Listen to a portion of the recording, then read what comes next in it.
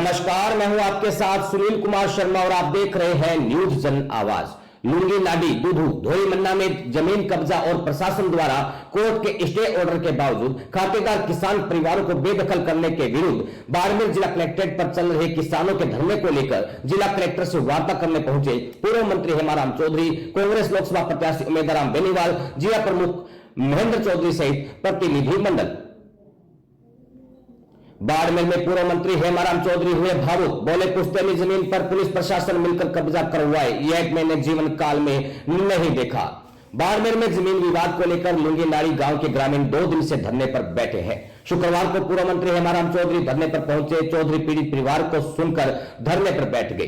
चौधरी ने इस दौरान मीडिया से भी बातचीत की। उन्होंने भावुक होते हुए कहा कि पुश्तैनी जमीन पर पुलिस व प्रशासन मिलकर कब्जा करवाए, ऐसा तो मैंने मेरे जीवन काल में कभी नहीं देखा। अगर पुलिस प्रशासन पुश्तैनी कब्जा खाली करवाकर दूसरों को कब्जा सौंपे तो इससे ज्यादा अन्याय मैंने कभी नहीं देखा। यह सब मिली भगत और राजनीतिक प्रभाव की वजह से हुआ है। शनिवार को पूर्व मंत्री हेमाराम चौधरी के नेतृत्व में पीड़ित परिवार पुरखाराम पुत्र खेताराम निवासी लुंगी नाड़ी ने जिला कलेक्टर को ज्ञापन दिया। इसके मुताबिक 29 मई को खेताराम पुत्र भारमल राम सहित 30-35 लोगों ने धारदार हथियार लेकर आए और पुलिस व प्रशासन के सहयोग से धोरीमन्ना और दूध गांव के सेटलमेंट की सीमाओं को तोड़ दिया।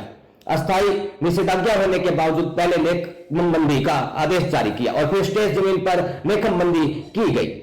पीड़ित परिवार का आरोप है कि पुलिस व प्रशासन राजनीतिक दबाव में आकर काम कर रही है। इससे पहले धरना स्थल पर पूर्व मंत्री हेमाराम चौधरी, जिला प्रमुख महेंद्र चौधरी और लोकसभा चुनाव के निर्दलीय प्रत्याशी उमेदराम बेनीवाल पहुंचे।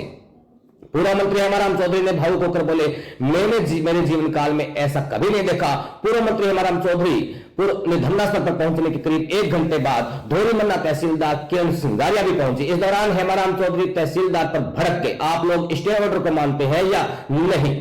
पुलिस व प्रशासन की उपस्थिति में धारदार हथियार लेकर घूम रहे थे, यह कहां का न्यायोचित है? तहसीलदार ने समझाने और सीमा ज्ञान दोबारा करने की बात कही, लेकिन पूर्व मंत्री ने उनको खरी खोटी भी सुनाई। धोरीमन्ना तहसीलदार पहुंची धरना स्थल, पूर्व मंत्री ने सुनाई खरी खोटी। चौधरी ने कहा पीड़ित पक्ष को दे रही धमकी। हेमाराम चौधरी ने कहा कि पुलिस प्रशासन सामने वाले पक्ष में के दबाव में है, इसको जान माल का खतरा है, यह परिवार वापस वहां आकर रह नहीं सकते। इस परिवार को धमकियां दी गई कि आपके तो अभी तक ट्यूबवेल और खेत ही गया है, आपकी जान भी जाएगी, यह सोचकर तैयार हो जाओ। धमकी दे कि आपको यहां रहना है कि खेत और ढाणी ट्यूबवेल छोड़कर चले जाओ। अगर सुनवाई नहीं होती है तो लड़ेंगे, संघर्ष करेंगे। कुएं और जमीन से ज्यादा जिंदगी प्यारी है, इस वजह से यह परिवार यहां बैठा है। हेमाराम ने कहा एक पक्ष को नेकमबंदी का आदेश दूसरे का खारिज कर दिया। हेमाराम चौधरी ने कहा कि एसडीएम कोर्ट धोरीमन्ना में एक अस्थायी निषेधाज्ञा जमीन स्टे वाद दायर किया गया था, उनके पक्ष में स्टे दे दिया गया। उनके पड़ोस में खेताराम वगैरह खातेदार है, उन्होंने एसडीएम कोर्ट में नेकमबंदी के लिए आवेदन पेश किया था। पीड़ित पक्ष ने भी काउंटर एप्लीकेशन दी गई, नेकमबंदी के आदेश करते हो तो हमारे खेत की नेकमबंदी के आदेश जारी किया जाए, लेकिन एसडीओ ने पीड़ित पक्ष के आवेदन को खारिज कर दिया। केवल खेताराम पक्ष के आवेदन को नेकबंदी की जाएगी, यह आदेश पारित किया, जबकि स्टे पहले से कायम था, बावजूद इसके नेकमबंदी का आदेश जारी कर दिया। बाड़मेर प्रभारी भंवरलाल बरवर की रिपोर्ट के साथ देखते रहिए न्यूज जन आवाज। मुद्दों को लेकर मिले थे, जो पानी की समस्या है, विकट समस्या है क्षेत्र के अंदर, बिजली की समस्या है, गर्मी को देखते हुए जो पानी बिजली की अव्यवस्थाएं फैली हुई है और हॉस्पिटल के अंदर भी अव्यवस्थाएं, उन सब मुद्दों को लेकर जनरली मीटिंग थी और अपना बाड़मेर क्षेत्र के अंदर भाईचारा कायम रहे और जो छुटपुट घटनाएं पिछले काफ़ी समय से हो रही है उसके बारे में भी नॉर्मली कानून व्यवस्था ठीक करने के बारे में डिस्कशन किया गया। सर, जेल में कैदी की मौत के मामले में 2 दिन से बवाल मचा रहा है, उसमें बिल्कुल उस मामले को भी चर्चा हुई कि न्यायिक जांच अगर चल रही है और उसके उपरांत आपने किसी दबाव में आकर इस तरीके की कार्रवाई करना ये ठीक नहीं है। ये ऑफिसर का, कर्मचारियों का मोरल डाउन करने का मोरल डाउन होता है, उनकी कार्य क्षमता में फर्क पड़ता है। और वैसे जो न्यायिक जांच चल रही थी तो उसको जांच को पूरा करने के बाद में आपको तो कदम उठाना चाहिए था। इस तरीके से अगर कार्रवाइयाँ होती रही तो आगे हमें अभी प्रदर्शन के लिए मजबूर होना पड़ेगा। कुछ लोग अपना व्यक्तिगत राजनीतिक फ़ायदा उठाने के लिए जो समाज के अंदर भड़काने की कोशिश कर रहे हैं, आपसी द्वेष फैलाने की कोशिश कर रहे हैं, उनको करारा जवाब है कि आप इस तरीके की हरकतों से आप बाज आएँ, नहीं तो प्रदर्शन धरना तो सबको करना आता है।